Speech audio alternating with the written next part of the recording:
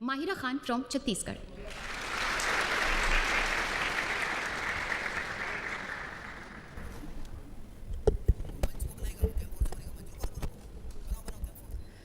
जब जब दहला विश्व हमारा, जब जब दहला विश्व हमारा और जब जब बेमकसद खून बहा, चीन रूस जापान सभी ने भारत को एक दूत कहा, भारत को एक दूत कहा.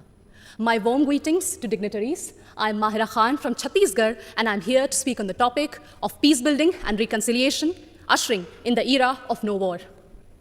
Taking pride in India's history is one of the parch pruns given by the Prime Minister in the age of Amrit Kal.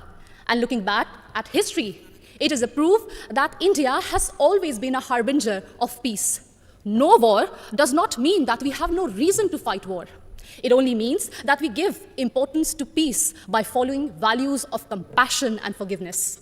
It was the value of compassion that even after winning the war in Kalinga, Samrat Ashok decided to never wage a war and spend his entire life to preach the message of peace to countries as far as Greece.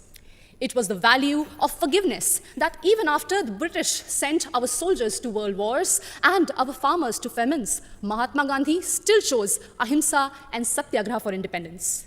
Taking inspiration from India, Nelson Mandela also chose to forgive the apartheid regime in South Africa. My dear audience, like this year's theme, India for the World, India not only preaches but also practices Vasudhaiva Kutumbakam. In India's G20 presidency, we advocate for a multilateral world in which no one country dominates another country. When China dominated Indo-Pacific, India rushed to help and support ASEAN countries. It acted east. When Sri Lanka needed loans, India was the first to give assurance to IMF. It showed that we believed in neighborhood first. And when Turkey, Syria were hit by deadly earthquakes, India rushed for their aid. It showed our brotherhood. Remember, in 1945, after testing the first atomic bomb, Oppenheimer quoted from Bhagavad Gita, "Now I have become death, the destroyer of worlds." And soon after that, the bombings in Hiroshima and Nagasaki, it was proved that the world does not need a war for peace, but it only needs one war, and that is the war against war itself, exactly what Mahatma Gandhi used to preach. हमें युद्ध के खिलाफ एक वास्तविक युद्ध की जरूरत है. And that's why all of us need to unite for one single cause, our planet Earth. The conflicts in West Asia, Africa, and the constant quest for world dominance between USA and China are doing no good for sustainable and equitable development.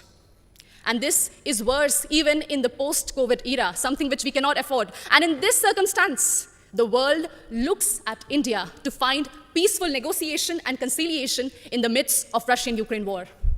As the voice of Global South, we believe that few rich countries which have caused maximum war and pollution in the last century should pay for their mistakes by helping and not holding back technologies from poor countries. I understand that we might be divided by borders, but we believe that our culture, sports, and ideas could unite us.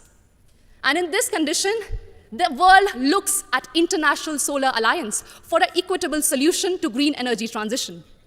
Our jawar, bajra, and ragi are being celebrated as superfoods in the world today. And the world looks at Ayush for a healthy lifestyle. My dear audience, when one youth from Naxal-affected area of Abujmar in Chhattisgarh can strive and participate in international football, it inspires so many of us to strive for a home that is free of conflict and full of opportunities and growth.